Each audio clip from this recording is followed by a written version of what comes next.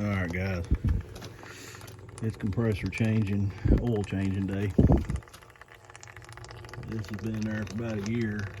It's looking pretty nasty. Ooh.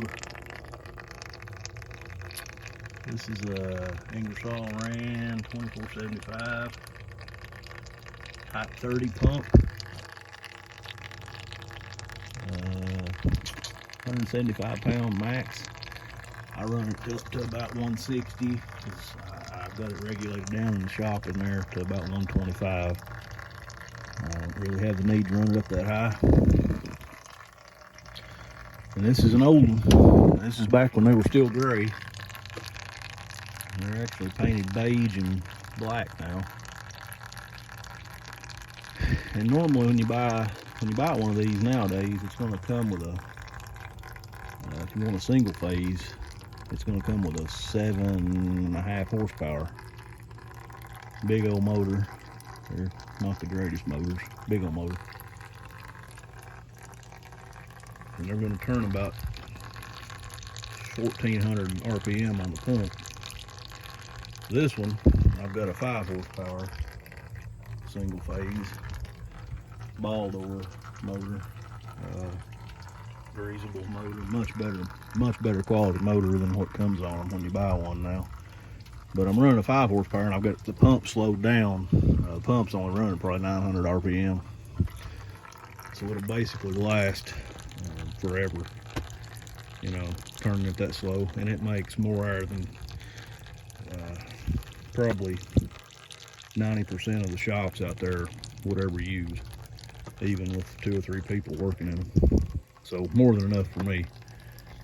I'm sitting on an 80-gallon tank. And this is old. This setup's probably knocking on the door 18 years old at this point.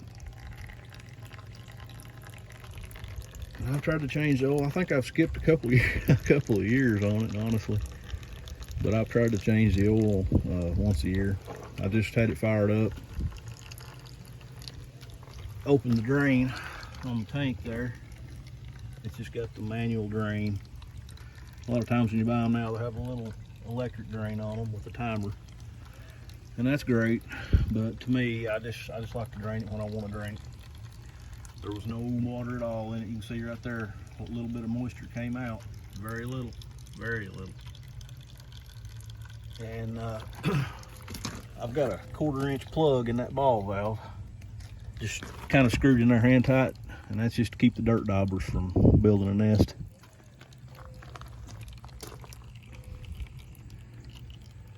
So we got the tank drained. Of course, we got the breaker shut off in there, so it's not going to kick on me. We are right now draining this nasty looking oil.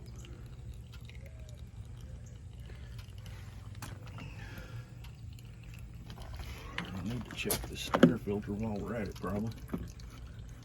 It should be fine. No more than I use it. I mean, I think I've changed this once, this element. I mean, yeah,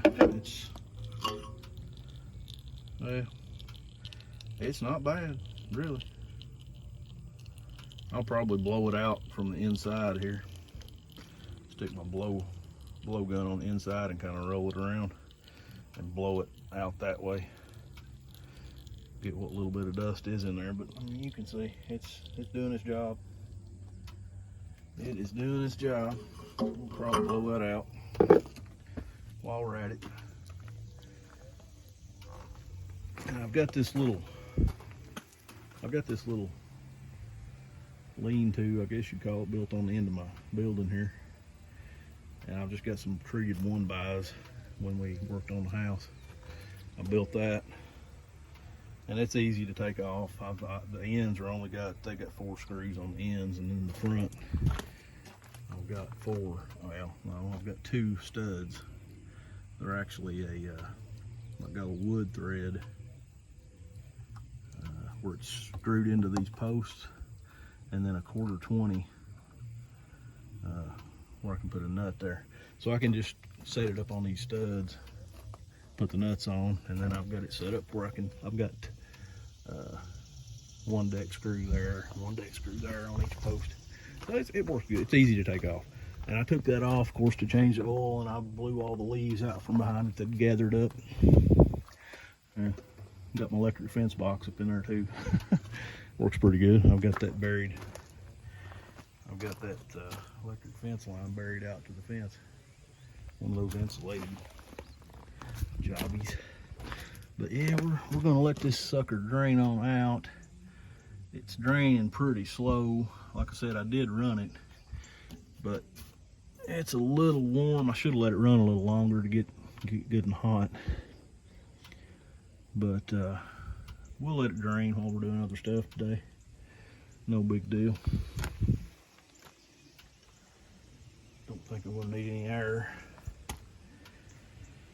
But you can see the biggest problem when you don't, I mean, I use this quite often, but not as much. It don't run all the time. So what happens is it runs, it gets warm, and then you get condensation inside there, inside your crankcase. And then you end up getting water in your oil by default. Once it runs, it circulates that oil, and all that water gets picked up that's condensed inside the crankcase.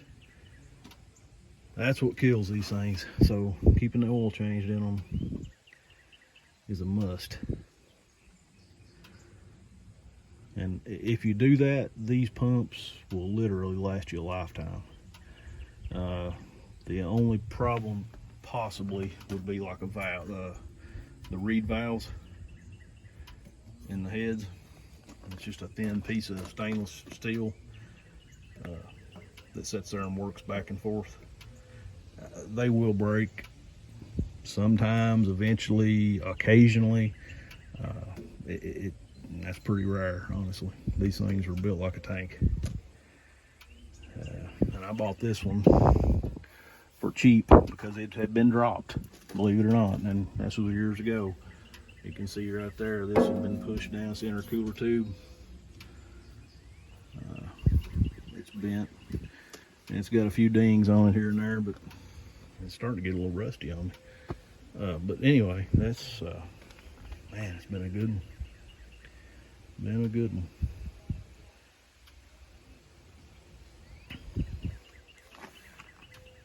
Ingersoll Rand, this is an 80 gallon, I think I already said that, 80 gallon horizontal tank.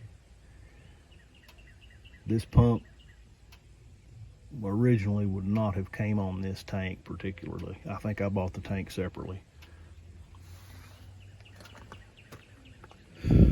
out of the scrap sale.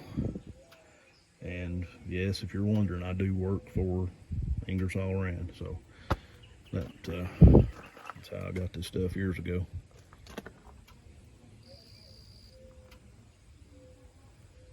It's a good one. It is a good one.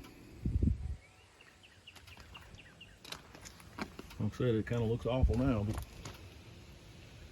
it's still a good air maker. This little lean-to really helps protect it. Some new shingles on there when I re-shingled the house a year or so ago. I already had this lean-to built with a metal roof on it, but when we redid the house, I kind of made it match the rest of the house with our little vinyl shakes. I did the ends of it in that. It turned out nice, actually. I think turned out pretty nice with that treated one by stuff, kind of slats around it, just to kind of hide it, really protect it, mainly hide it because it's uglier than crap. But that's what we got going here, guys. It's rained like crazy all morning here. It's starting to clear off a little. Still pretty cloudy. But we've got this thing holds about a quart of oil. About a quart, and we've got, this is the kind of oil these things use. It's fully synthetic. I'm pretty sure it's a 30 weight. And And honestly, you can use any 30 weight oil as long as it is non-detergent. You don't want to use a oil like an engine oil. Standard engine oils have detergents in them. Don't use that, because if you do, it will foam up, and you don't want that. It'll cause your oil to foam, because these are a splash lube. They're not pressure lube. These pumps are not.